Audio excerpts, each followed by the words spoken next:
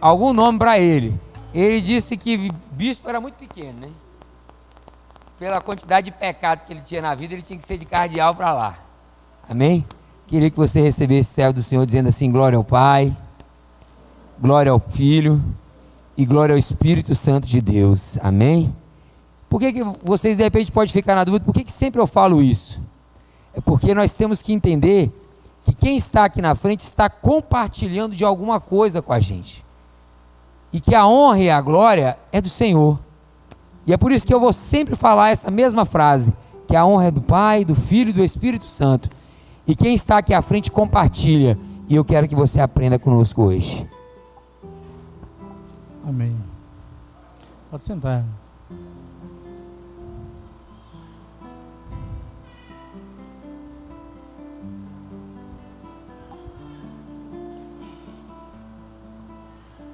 Boa noite a todo mundo. Que a graça do Senhor Jesus seja conosco. Queria que você abrisse seu livro, sua Bíblia, no livro de Atos dos Apóstolos.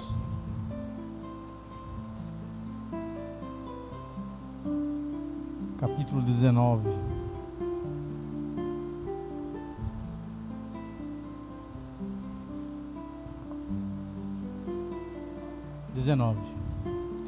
Irmãos, eu creio, Atos 19, eu creio na necessidade de conhecermos o Senhor, conhecermos a essência divina, o propósito dele. Eu creio não só nessa perspectiva entre homem e Deus, mas acho que todo relacionamento ele é baseado em conhecimento, em intimidade. Ele é baseado no grau de intimidade que você alcança com aquela pessoa. E quando você se torna amigo de alguém, ou parceiro em um casamento, ou com seus filhos, isso gera um grau de relacionamento, uma intimidade tão profunda, que eu brinco com o meu filho mais velho, que toda vez que ele faz alguma coisa, que ele tenta me surpreender, normalmente eu consigo perceber antes o que ele vai fazer. Aí eu falo para ele assim, que eu conheço ele igual a palma da minha mão. E ainda eu faço uma paródiazinha com a própria Bíblia, que eu falo para ele que antes que ele fosse, eu era, né? Mas por que isso? Porque eu vi o meu filho nascer, eu participo da vida dele, eu convivo com ele já há 11 anos, e da mesma forma com a minha esposa, com alguns amigos, a gente chega a uma determinada condição, você quase que adivinha algumas coisas. E eu acho, ou eu penso da seguinte forma, que isso é intimidade, isso é conhecer alguém ou alguma coisa. Até mesmo o seu cachorro, quando você convive com ele demais, você sabe quando ele está com fome, você sabe quando ele quer leite, né? Você tem muito gato, você sabe como é que é. Então você consegue discernir essas coisas. E eu trago isso com o relacionamento com Deus. É necessário que nós possamos alcançar um grau de intelectualidade com Deus, de conhecimento com Deus, de entendimento do que é Deus, do que Deus é para a nossa vida, para que a gente possa ter discernimento da vida como ela é. E aqui nesse texto que eu trouxe para a gente meditar nele, ele vai tratar, talvez alguém não entenda no início, mas é basicamente sobre isso que ele vai tratar. Eu vou ler, eu queria que os irmãos acompanhassem. Atos capítulo 19. Eu vou ler, vai ser um pouquinho prolongado, mas não muito, até o versículo 17, tá? E sucedeu que, quando Apolo estava em Corinto, Paulo, tendo passado por toda a região superior, chegou a Éfeso, e achando ali alguns discípulos, disse-lhes: recebeste vós já o Espírito Santo, quando crerdes? E eles disseram-lhe: nós nem ainda ouvimos que haja Espírito Santo. Perguntou-lhe então: em que sois batizados então? E eles responderam: no batismo de João. o Batista. Mas Paulo disse: certamente João batizou com batismo de arrependimento, dizendo ao povo que cresce que após ele havia de vir, isto é, em Jesus Cristo. E os que ouviram foram batizados em nome do Senhor Jesus. E impondo-lhes Paulo as mãos, veio sobre eles o Espírito Santo, e falavam em línguas e profetizavam. Estes eram ao todo uns 12 varões. E entrando na sinagoga, falou ousadamente no espaço de 3 meses, disputando e persuadindo-os acerca do reino de Deus. Mas como alguns deles se endurecessem e não obedecessem, falando mal do caminho, atentem para essa palavrinha aqui, irmãos, caminho, perante a multidão, retirou-se-lhe deles e separou os seus discípulos, disputando todos os dias na escola de um certo tirano. E durou isto por espaço de 2 anos, de tal maneira que todos os que habitavam na Ásia ouviram a palavra do Senhor Jesus, tanto judeus como gregos. E Deus, pelas mãos de Paulo, fazia maravilhas extraordinárias, de sorte que até os lenços e aventais se levavam do seu corpo aos enfermos, e as enfermidades fugiam deles, e o espírito maligno saíam.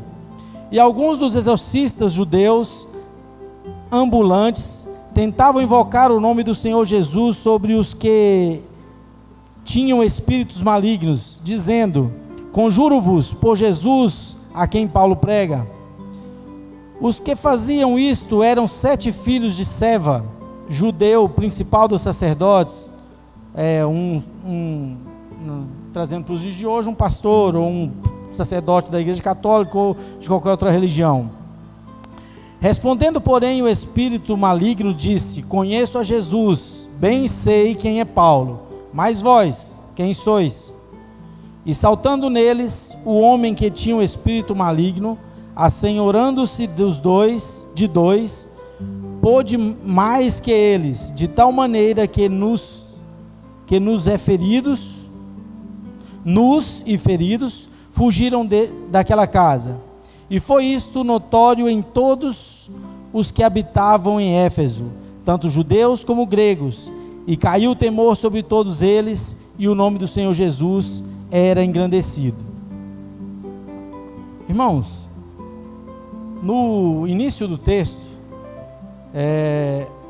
Paulo indaga, quando chega em Éfeso, discípulos, pessoas que já tinham ouvido falar do reino, já tinham ouvido falar da graça, e já tinham manifesto o seu nome como sendo um discípulo de Jesus.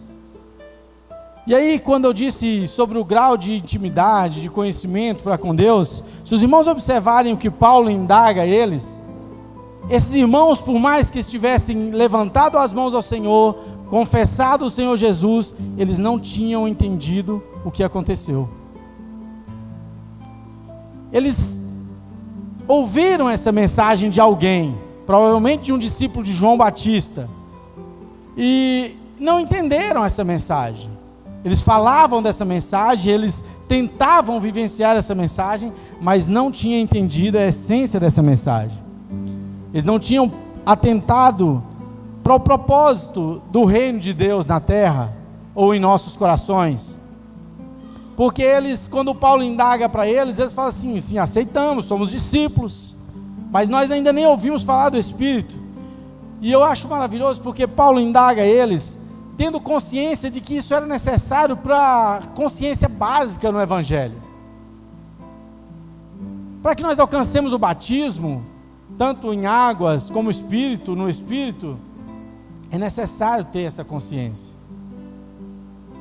Nós não podemos vivenciar ou viver dias, décadas, talvez até um século, sem ter essa consciência do Evangelho. É necessário que nós tenhamos maturidade o suficiente para entender qual foi o propósito de tudo que foi realizado. Não foi só uma morte na cruz do Calvário. A morte de Jesus na cruz do Calvário não é para te causar emoção. A morte de Jesus e as chagas que ele sofreu, os tapas que ele levou no rosto, as cusparadas que foram dadas a ele, não é para te causar emoção. É para te causar revelação. É para te causar intriga, sabe, na sua alma, que a sua alma fique intrigada a tal ponto que entenda o propósito de tudo isso. Porque se eu viver 50 anos vivendo da forma que esses irmãos viveram e não entendendo o propósito do Evangelho, eu não adiantou de nada os meus 50 anos. Eu não estou dizendo que alguém vai perder a salvação, não é isso que eu estou dizendo. Eu não sou Deus, nem tenho a prepotência de querer exercer esse cargo, de dizer quem entra e quem não entra. Mas eu estou dizendo que não vale a pena você ser amigo de alguém e não ter sequer a intenção de conhecer essa pessoa a fundo. Sabe, é eu sair com o Marcelo e conhecê-lo de tal forma, falar assim, irmão, vamos tomar uma coca junto? Porque eu sei que ele gosta. Ou eu sei que ele não gosta, então eu nem ofereço. Isso é o básico, sabe, assim, é um exemplo básico que eu estou usando. Mas para com Deus é a mesma coisa. Não é que Deus precise disso de nós, Ele não precisa de nada. Mas é bom para mim, como servo, como discípulo, que eu entenda Cristo como Salvador. Que eu entenda o propósito do Evangelho na minha vida e o porquê que eu vou me batizar, o porquê que eu venho ceiar, o porquê que eu venho reunir com vocês, o porquê que eu canto, o porquê que eu me calo, o porquê que eu prego, o porquê eu deixo de pregar. O Evangelho tem que trazer esse propósito nas nossas vidas. E aí esse grau de conhecimento vai mais além, que essas pessoas, quando eu falei para os irmãos atentar para esse caminho, se os irmãos olharem, esse caminho está escrito com C maiúsculo. Ele não é simplesmente um caminho, e não é simplesmente crer em Jesus. A Bíblia diz e fala assim que crer nele, até o demônio crê, até os seres espirituais malignos creem em Jesus. Mas não é esse crer de conhecer, de ouvir falar, era o crer de ter Jesus como uma entidade transcendental, uma entidade que transcende qualquer conhecimento humano, qualquer tempo e espaço. É ter Jesus como essência. Não é olhar para Jesus como um fato histórico isolado que aconteceu. Porque hoje Jesus é reconhecido historicamente, porque a gente usa, né, na história geral que a gente estuda na escola, todo o conhecimento histórico que você vai ver está lá, 60 DC ou AC, né? Antes de Cristo, depois de Cristo. Então ele é um fato histórico. Ainda que as pessoas não creem nele como Salvador, independe da crença do homem, ele é o Salvador. Mas nós, como sendo discípulos, nós precisamos ter ele como essência divina nas nossas vidas. E aí logo à frente, esses discípulos, filhos de Seva, ele ousa expulsar o demônio, né? Ou tenta expulsar. Eles eram os profissionais da fé do exorcismo. Então eles ganhavam com isso. Eles não faziam simplesmente de graça, era meio que um meio de vida deles. E aí eu acho maravilhoso e me apego a esse texto agora, em afirmar isso que eu estou dizendo para os irmãos, sobre a importância de conhecer Jesus na sua essência, que quando eles chegam e falam assim, ó, eu vos conjuro em nome de Jesus, a quem Paulo prega. Claramente ele fala que, com a própria boca, que ele nem sabe o que é Jesus. Ainda que ele crê que Jesus liberta, ainda que ele crê que Jesus transforma, ainda que ele crê que Jesus traz vida eterna, ele não entendeu quem era Jesus. E nem se deu ao trabalho de entender. Ele simplesmente viu os demônios saindo através dos lenços de Paulo, sabe do que Paulo tocava, mediante a fé de quem usava, e ousou fazer a mesma coisa. E na grande maioria das vezes o Senhor honra essas pessoas. Aí, eu acho engraçado que aqui os demônios não saíram através do nome de Jesus. Mas se a gente voltar lá no Antigo Testamento, lá em Balaão, Deus não tira os demônios, Deus não expulsou esses demônios, ainda que ele usou o nome de Jesus. E lá no Velho Testamento, Deus usa uma jumenta para falar com o homem. Eu entendo e vejo isso, que não é porque eu anuncio o Evangelho, que eu falo do Evangelho, que eu sou usado por Deus. Não é porque eu canto, não é porque eu danço, não é porque eu toco, não é porque eu filmo, não é porque eu ouço, que eu sou usado e conhecedor de Deus. Porque há um trecho bíblico que diz que se aqueles que estão chamados para pregar calar-se, até as pedras clamarão para anunciar o Evangelho. Então, quem é usado não é sinônimo de intimidade. Porque a jumenta não tinha intimidade com Deus, ela tinha intimidade normal, de um ser irracional que foi criado pelo Criador, e tinha dela liberdade plena divina para apossar da vida dela e fazer o que quisesse. Mas ela não tinha intimidade racional com Deus. Então eu entendo, irmãos, que essa intimidade que eu falei para os irmãos do início, esse conhecimento, ele é necessário não só para que eu possa falar do Evangelho, propagar o Evangelho de qualquer forma que seja, através de música, sabe, através de dança, através do que for, mas que as pessoas olhem em mim e vejam em mim Jesus. E se nós voltarmos lá no livro de João, capítulo 13, versículo 35, está escrito assim: nisto todos conhecerão que sois meus discípulos, se vos amardes uns aos outros. E não tem meios ou condição alguma de alguém amar outra pessoa, não interessa quem seja essa pessoa, pode ser irmão carnal, pode ser esposa e filho, se não for através do amor de Deus. Amor só se exprime no Senhor.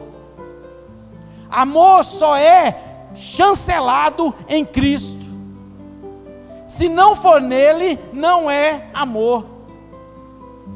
O texto anterior é esse aqui. João fala assim: não é um novo mandamento que eu vos dou, mas é antigo. Amai-vos uns aos outros, assim como Cristo amou a nós, e Ele ama eternamente. E aí o próprio texto também diz que Cristo é o próprio amor. E não tem como eu fazer nada por ninguém, não interessa quem seja essa pessoa, se não for através do amor, da essência divina de Cristo na minha vida. E eu só vou ser reconhecido e conhecido pelas pessoas que me veem, me ouvem e me assistem ao longo dos dias, como discípulo e caminhante do caminho citado aqui em Atos, se houver amor de Cristo na minha vida. Não adianta, sabe, não adianta nós vivermos uma vida se nós não conseguimos às vezes amar os nossos de casa. Se nós não paramos para pensar nas palavras proferidas dentro de casa. A Bíblia diz que a língua é o menor membro do corpo, mas é capaz de colocar fogo em uma cidade inteira. É capaz de machucar tão profundamente um coração, que depois, para reconquistar esse coração, é mais difícil do que uma cidade sitiada, assim como Jericó foi por Israel. E aí eu me apego a esse texto, irmãos, e tenho me apegado ao longo dos dias, porque eu preciso ser diferente na minha essência. Eu preciso ser diferente, não ser chato, mas ser diferente. Nem sempre o diferente é chato, mas normalmente o chato é diferente. Mas quando Jesus penetra, e essa consciência do Evangelho penetra na nossa alma, essa consciência do que é Cristo morto na cruz do Calvário, a consciência do que é o Espírito Santo de Deus, para que eu seja então batizado tanto nele como em águas, ela penetra na minha alma, eu sou um ser, um ente diferente na terra. E se não é para ser diferente, o próprio Jesus disse que é melhor ser lançado no chão e pisado pelos homens, simbolizando ali, tipificando o sal da terra. Se eu como sal, se eu como algo destinado a dar sabor, dar agradabilidade ao mundo, não faço isso, eu não presto para nada, a não ser pisado pelos homens. A minha essência tem que ser diferente. Eu não posso simplesmente aclamar o nome de Jesus para expulsar demônios. Ele pode sair, o demônio pode sair, assim como tem outros textos na Bíblia que pessoas incrédulas não usou o nome de Jesus e algo aconteceu. Assim como eu já vi ao longo da vida pessoas que não representava o Evangelho na terra, mas usou o nome de Jesus e algo aconteceu. Mas para isso acontecer com mais sabor, mais palatabilidade, é necessário que nós tenhamos esse conhecimento do Evangelho. Para que as pessoas olhem, ouçam, vejam a gente, aonde quer que a gente esteja, sabe? Elas possam ver em nós Cristo. Se eu não estou enganado, quando Tiago falou assim: Senhor, mostra-nos o Pai. Aí Jesus fala para ele assim: rapaz, eu estou há tanto tempo com vocês e você ainda me pede, mostra-nos o Pai. É como se Jesus estivesse falando assim: ó, pelo amor de mim mesmo, tem dó, já está caminhando comigo há esse tempão e você não entendeu nadinha do que eu estou falando. Se você vê o Pai, você vê a mim, e vendo a mim você vê o Pai. E aí ele usa esse texto de João aqui, o Evangelho segundo João, falando que para que alguém veja Cristo em mim, é necessário que haja amor de mim para os outros. Tudo parte de mim, tudo parte de você para alguém. Quando nós esperamos que algo de alguém parta de lá para cá, nós estamos sendo medíocres, nós estamos sendo imbecilizados. Nós temos que entender, irmãos, que tudo diante do Evangelho parte da essência divina em mim e de mim flui para outra pessoa. Quando a mulher samaritana estava diante do poço, Jesus falava para ela assim: se você soubesse quem está te pedindo água, você pediria a mim, e eu te daria água viva, que vai jorrar de dentro de você para fora, para quem estiver próximo de você. E se essa água não estiver jorrando de dentro de mim, de dentro de você, alguma coisa precisa ser melhorada. Quem sabe a gente não precisa melhor cavar esse poço? Quem sabe a gente não precisa dar uma manilhada nele para ele segurar as águas e depois transbordar essas águas para alguém?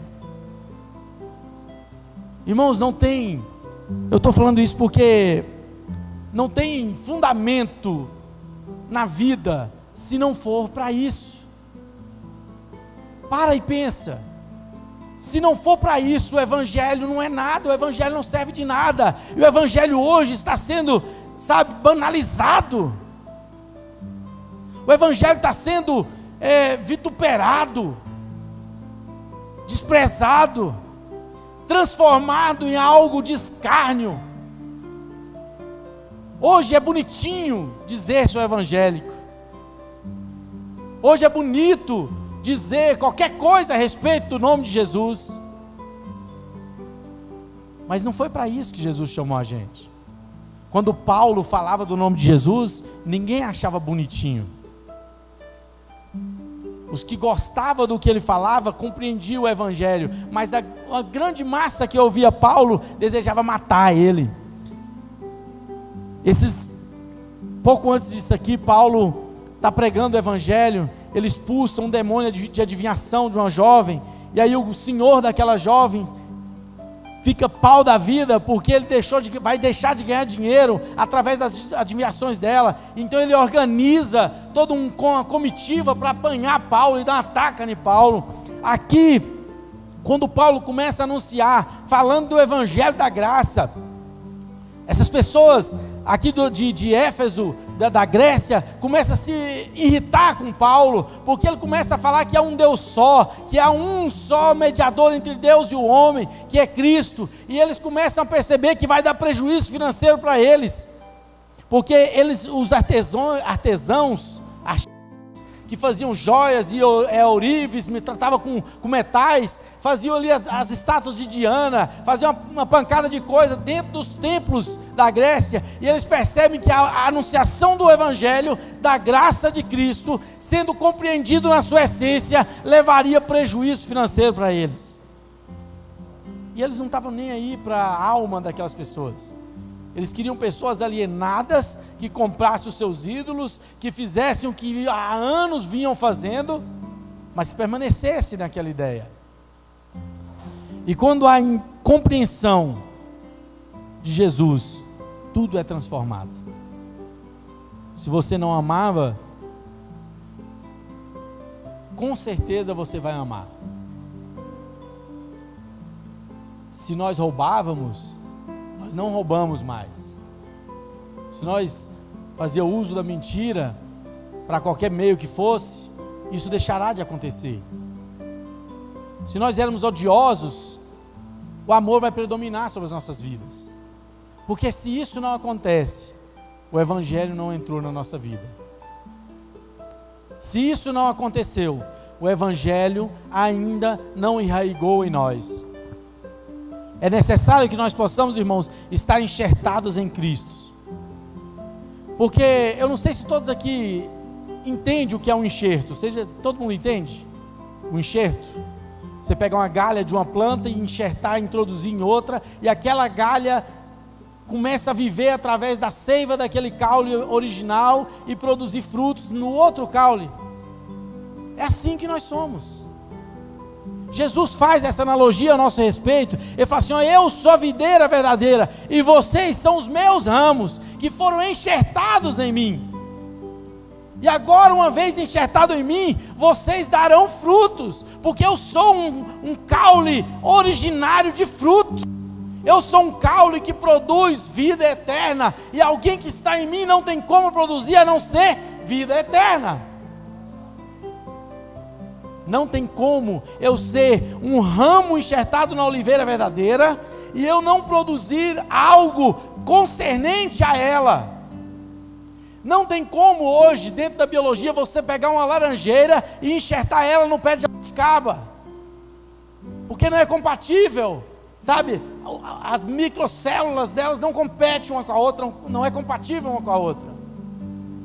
E quando nós, não sendo compatível com Jesus, Ele nos pega e nos enxerta a Ele mesmo, daí nós passamos a ser compatível por Ele, e vamos produzir o que é de Cristo.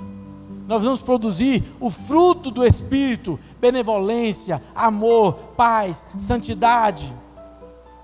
Tudo isso começa a fluir de nós, sabe? Dentro das nossas casas, a gente vai pelo menos tentar ser melhor a cada dia. É uma das coisas que me deixa preocupado, é dentro da minha casa. Sabe por quê, irmãos? Porque é muito fácil eu ter paciência com quem é de fora e perder a paciência com quem está o tempo todo junto comigo.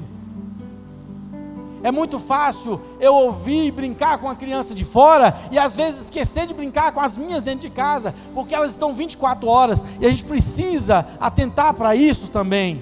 A gente precisa ter esse amor penetrado de tal forma em nossos corações, essa essência de tal forma em nossos corações, que a gente possa fluir e transpirar amor para as outras pessoas. Não amor de palavras, mas amor de ação, amor de atitude, amor de pegar na mão e levantar o outro, amor de parar para ouvir o outro, amor de parar para dar um abraço no outro, sem pré-julgamento, sem intenção de depois. Tem, se eu não estou enganado, uma música do Renato Russo, que diz que ele queria compartilhar os segredos dele com alguém, mas alguém que não usasse aquilo de volta para julgar ele. E o evangelho é mais ou menos assim. Quando você está no evangelho, você tem que ouvir as pessoas, talvez coisas escabrosas, mas essas coisas vão ser passado. A Bíblia diz que Deus, sendo Ele Deus, não moe a cana já triturada. Ele não pega alguém já machucado e taca o dedo na ferida. Ele não pega alguém já cansado da caminhada e dá um chute na canela dele. Pelo contrário, Deus nos convida a fazer diferente. Se tem alguém cansado, que se apoie em mim para caminhar. Se tem alguém com uma roupa só e eu tenho duas, que eu divida a minha com ele. Eu não tenho que esperar eu ter 5 roupas para dividir com alguém. Se eu tenho que dividir. É um convite que Jesus faz. Mas quando o evangelho penetra, eu tenho por obrigação tudo isso. E não obrigação porque o reino de Deus exige. Obrigação porque o reino de Deus está dentro de mim. E se ele está em mim, de mim mesmo flui isso. Não pode fluir outra coisa. Se eu não estou enganado, o Tiago fala assim, ó: pedis e não recebeis, porque pedes mal, pede para o próprio deleite. Aí Jesus fala assim: se creis em mim, tudo o que pedis em meu nome, eu vos darei. E eu, muitos anos, eu pensando nessas 2 palavras, eu pensando assim, por que é dessa forma? Sabe por que quando você pede a Jesus, crendo nele e no nome dele, na maioria das vezes você recebe? Não vou falar todas as vezes, porque às vezes não compete com o que Deus tem para você. Às vezes a gente pede pensando que é o melhor, mas não é o melhor, e as coisas não acontecem, e algumas pessoas se decepcionam. Poxa vida, Senhor, orei 30 anos e até hoje nada. Hoje eu entendo que se você orou uma vez e não aconteceu, esquece. Ou você crê que vai acontecer só com aquela oração, ou você deixa para lá. Porque quando Jesus falou assim: não sejais como os demais, que usam de vã repetição, achando que assim o Deus ouvirá a sua oração. Não é porque eu vou repetir 30 anos uma oração que eu vou perturbar o ouvido de Deus e Ele vai me responder. Não, eu faço uma oração sincera, crendo que ela vai acontecer. E ela pode acontecer. Se ela não acontecer, tem muita gente que decepciona. Eu já conheci muita gente decepcionada com Deus porque orou e não aconteceu. Mas Deus não é obrigado, irmãos, a fazer nada. Ele não nos convidou ao reino para ser mordomo nosso. Os irmãos já pararam para pensar nisso? Hoje em dia é pregado o contrário, na maioria dos lugares, né? Faça isso e Deus fará aquilo. Faça isso. Esses dias eu ouvi um falando assim, ó: Deus trabalha por você. Irmãos, eu sinceramente eu me entristeci com isso. É o contrário, Deus zela por você. Ele não trabalha para mim. Sabe, Deus não está sentado ou em pé diante de mim, esperando eu falar assim: Senhor, hoje eu preciso disso. Não. Dentro das coisas normais do mundo, a minha força alcança diante daquilo que o Senhor me deu. Mas às vezes a gente pede tanta coisa para Deus, e Ele não concede 99,9% delas, e aí as pessoas se decepcionam e falam: nossa, Deus me sacaneou, poxa vida, está escrito lá que tudo que eu pedi, Ele fará. Mas o que você tem pedido? Jesus falou que se eu mandar o monte sair do lugar e me transportar para o meio dos mares, ele vai. Mas por que eu vou pedir para o monte ir para o meio dos mares? Qual a necessidade disso? Será que a minha oração tem algum fundamento, tanto para mim como quem está ao meu redor? Eu estou falando isso, é só para a gente não perder tanto tempo da nossa vida buscando algo que nós não iremos alcançar. Não porque nós não somos capazes, é porque aquele pedido não é necessário para nós. Jesus falou assim, ó: no mundo tereis aflições, mas tem de bom ânimo, eu venci o mundo. E subentende-se que nele nós venceremos também. Só que ele não fala que nós alcançaremos milhões de coisas, que nós alcançaremos riquezas, que nós seremos felizes 24 horas por dia no nosso casamento, que nós seremos felizes 24 horas por dia no trabalho. Não, ele não fala isso. Pelo contrário, ele fala assim: você vai ter aflição. O Evangelho traz aflição. O Evangelho traz angústia, sabe por quê? Porque quando você vê uma pessoa, você anuncia o Evangelho, e ela não entende, ela não compreende, ou às vezes ela entende e compreende, mas não quer. Eu particularmente fico triste com isso. Eu fico triste em conversar com tanta gente, e ver tanta gente perdida, igual o cego tateando. Sabe, perdido por conselhos humanos, porque hoje os humanos estão sendo desumanos para com aqueles que querem se humanizar. Sabe, quem está em cima pisoteia os de baixo. E nós precisamos entender que quando nós queremos estar lá em cima, Jesus falou assim: então seja primeiro você a servir a todos. Quando nós entendermos isso, irmãos, eu tenho certeza absoluta que nós seremos pessoas diferentes. Nós seremos reconhecidos como discípulos de Jesus, por meio disto, por meio dessas atitudes, por meio de eu olhar para uma pessoa que talvez seja mais fraca do que eu intelectualmente, psicologicamente, fisicamente, mas eu tento compreender e tento servir de apoio para aquela pessoa. E hoje as pessoas, a maioria, não vou dizer a grande maioria, mas uma boa parte, que usa o Evangelho para o contrário. Como eu entendo, eu vou subjugar os que não entendem. E não é bem assim.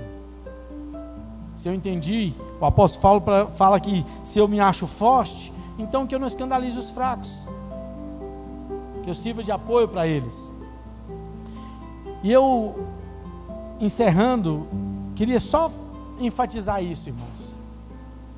Vamos conhecer Jesus na sua essência. E aí, você pode estar se perguntando: como é então que eu conheço Jesus na sua essência? Esse mandamento citado por João demonstra a forma que Deus quer ser conhecido, a forma que Deus quer ser amado, porque não adianta eu falar: Senhor, eu te amo, se eu não amo o meu próximo. Então Deus escolheu ser conhecido através de homens e mulheres e crianças. Se eu não enxergar Deus em outra pessoa, eu preciso retroceder, voltar e olhar na minha vida o que é que está acontecendo, porque Deus, a Bíblia diz que nós somos a imagem e semelhança da divindade. Então, se eu não consigo olhar para um outro ser vivo, humano igual eu, e não consigo vivenciar e ver Deus nele, eu preciso mudar. Eu não conheço Jesus. Teste para você mesmo, você não precisa responder nada para mim. Faça o teste na sua vida. Se você ainda consegue olhar para uma pessoa e não enxergar Deus nela, por pior que seja aquela criatura, tem algo errado.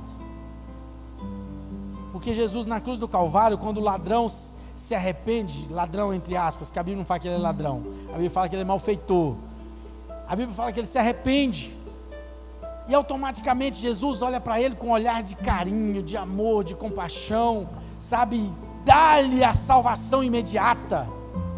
E é assim que nós temos que ser.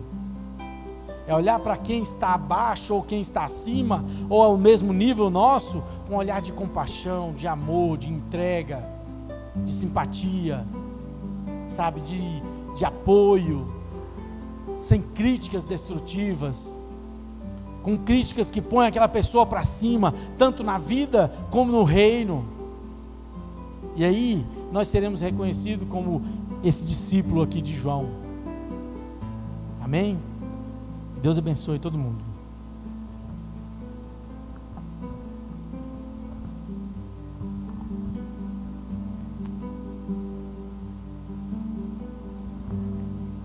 Amém, irmãos? E aí, você se parece com isso? A frase a qual ele falou sobre você reconhecer nos outros a Cristo. Quem está lá no grupo viu uma frase que eu coloquei lá hoje. É isso aí. Às vezes a gente... Eu quero ler a frase para vocês. Isso foi falado para mim mesmo hoje. Quem se esquece de si e arranja olhos para a vida, em geral ficará curado, enquanto limpa feridas e cuida de angústias alheias. Eu esqueço dos meus problemas, esqueço da minha vida e começo a trabalhar na vida do próximo. Eu não tenho tempo para pensar. Pergunta para uma mãe de 3 filhos pequenos, com uma casa para cuidar, com um marido para tomar conta, e aquela que ainda trabalha fora, se ela tem tempo de ter depressão.